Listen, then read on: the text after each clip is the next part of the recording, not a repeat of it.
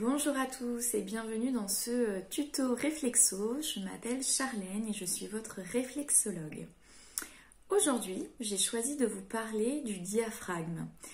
Alors tout d'abord, qu'est-ce que le diaphragme?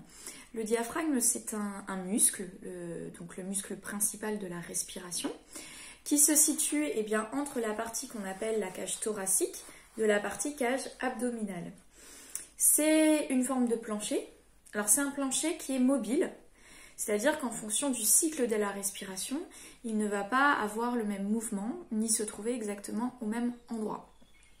C'est-à-dire que ce diaphragme, lorsque l'on inspire, il va se relâcher et il va s'aplatir plutôt.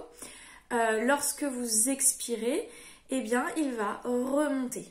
Voilà, donc il est mobile ce plancher et il est relié aux côtes, aux lombaires et à un nerf qu'on appelle le nerf phrénique. Donc c'est quelque chose évidemment d'essentiel à votre fonctionnement comme l'ensemble des organes et autres que nous avons dans le corps. Dans quel cas solliciter le diaphragme en réflexologie ? Un peu comme la vidéo sur le plexus que je vous invite à regarder si vous ne l'avez pas déjà vue, on va l'utiliser lorsqu'on parle de stress un peu respiratoire. Lorsque vous avez cette sensation de gêne un peu ici, parfois j'appelle ça un peu la brassière, ça peut être la sensation proche aussi de la boule à l'estomac, en tout cas que votre respiration n'est pas optimale, vous pouvez solliciter le diaphragme en réflexologie. C'est le cas aussi si notamment vous êtes beaucoup assis. Si le travail fait que vous êtes en position assise, votre diaphragme n'est pas à son amplitude maximale et donc on va pouvoir le solliciter. Donc voilà, lorsqu'on a des tensions qui se centralisent à cet endroit-là ou qu'on a un stress respiratoire, c'est-à-dire qu'on sent que notre respiration n'est pas lente et profonde, on va pouvoir venir solliciter le diaphragme en réflexologie. Alors, où se trouve-t-il en réflexologie palmaire, puisque là on va parler sur les mains. Le diaphragme est représenté ici à l'intérieur de la main. Donc vous avez un point que je vous invite à aller retrouver, c'est celui du plexus. Sur la vidéo de tuto du plexus, vous retrouverez le point qui se situe ici. Ensuite, vous allez, une fois que vous avez trouvé ce point, plier légèrement la main et vous allez voir un pli qui se fait naturellement ici au niveau de cette articulation. Et bien ensuite, vous imaginez juste une ligne, une courbe qui rejoint ce point à ce trait. La courbe représente la forme de votre diaphragme. Ensuite, comment le stimuler?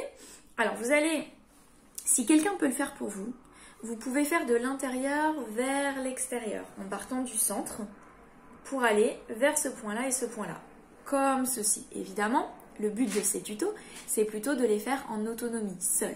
Dans ce cas-là, comment faire? Vous partez du centre, du plexus, avec votre pouce opposé, et vous allez délicatement venir masser jusqu'à l'extrémité.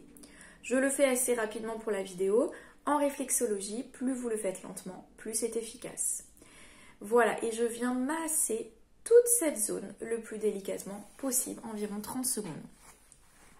Si vous avez fait d'un côté, vous allez ensuite faire automatiquement de l'autre côté.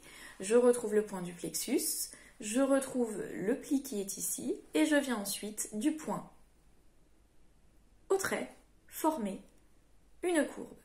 Et je viens passer sur le point, puis je vais jusqu'à cette ligne.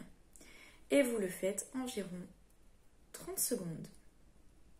Lorsque vous avez effectué ce lissage, ce massage, rien ne vous empêche de venir apposer, comme à chaque fois, une petite chaufferette, une petite source de chaleur, ou une petite bouillotte, ou un petit gant d'eau chaude si vous avez, de manière à venir détendre et soulager cette zone en complément du massage, du lissage.